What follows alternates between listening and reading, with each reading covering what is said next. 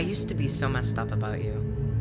I would talk about us like I was over it, and as though I was this really strong guy who went through this toxic relationship and who had fought his way out to the other side and bore his scars proudly. But the truth is, those scars were fake.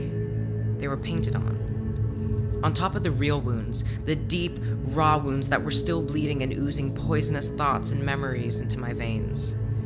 I had just gone out and bought some concealer, contour, foundation, and brushes, and painted over those wounds, telling myself that I was healed and moving on. But the only thing that was moving was my story of horror that I told.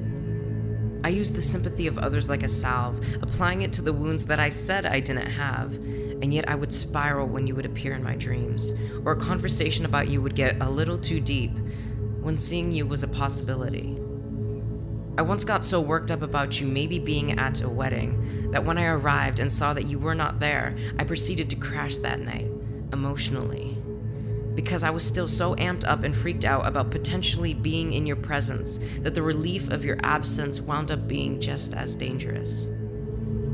I then had another friend break my heart, and I began to question if I truly was the person in the wrong. Was everyone who I was drawn to only going to treat me like an instrument?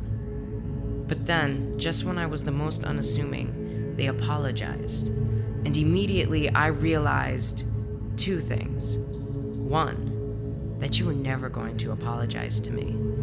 And two, that I wasn't wearing makeup anymore. I realized that my wounds were healed, that at some point, while trapped in a valley thick with thorn, bushes, and mire, my makeup had washed off as I desperately treaded water.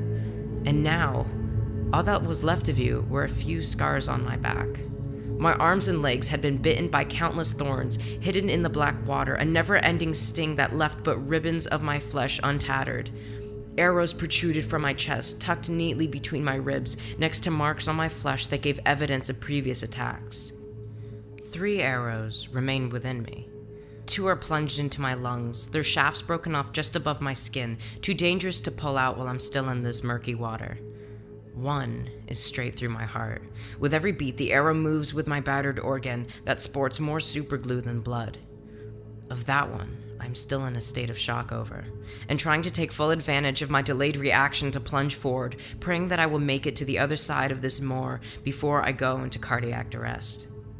And so, my body has been so consumed with broken attempts to breathe that it wasn't until I was trying to apply salve to your wounds that I suddenly could see that they weren't there anymore. I questioned myself about what it was that did it, and I've been thinking about it for a bit. I think it was the relief of knowing that I no longer had to worry about shaking hands with a man who wore a ring matching yours, who was on the other end of your phone while you laid next to me in my bed.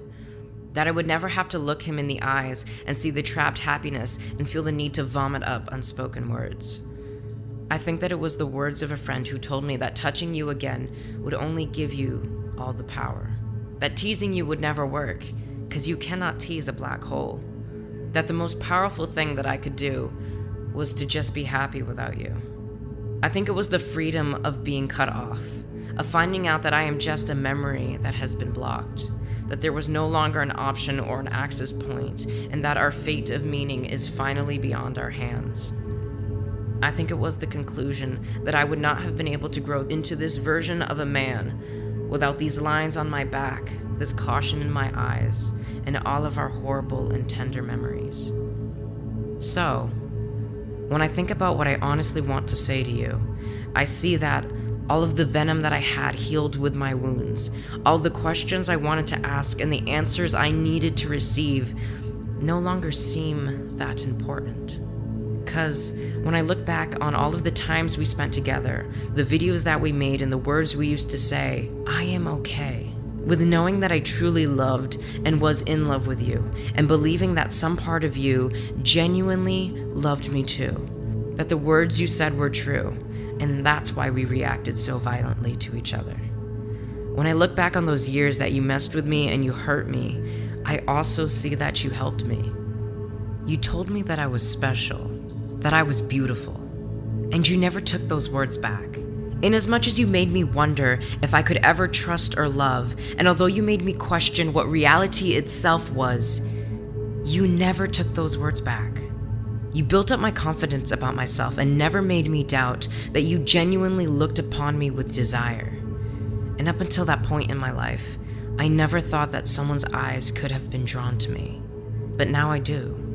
And now, not all or even most of the credit is for you to hold, but it would be a lie to try and keep it all from you. Because if I look, I can trace a ribbon of growth in me that, as hard as it is to believe, eventually stems back to you. So, when I think of the words that I want to say the next time that we are standing face to face, the only thing that comes to me is a simple phrase: thank you.